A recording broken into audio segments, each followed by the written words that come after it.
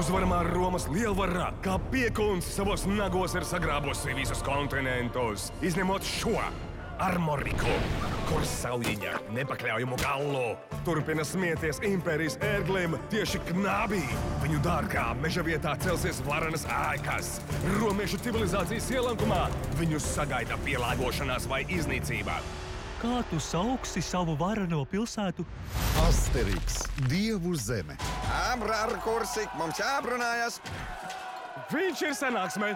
Varu nodot ziņu.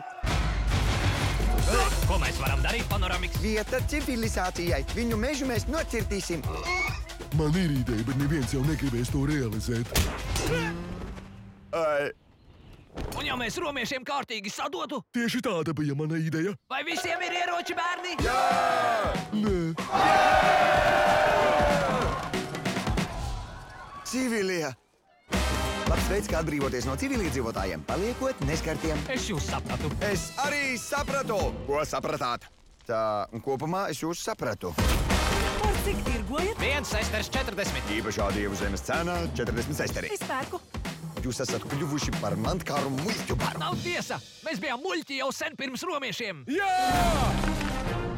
Gallī grib dzīvot kā romieši. Viņa plāns noris labāk nekā paredzēts. Ir jāiznīcina pilsētā. Iegrūdīsiet pirkstu acī līdz elkonim. Esmu šeit! Aizveries alkoni. Cīņa! Jūs garām netiksiet. Vārdaini pavācies.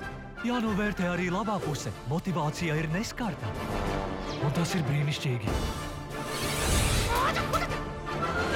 Asteriks, Dievu zeme. Tā vairs nebūs tā pati limonāde.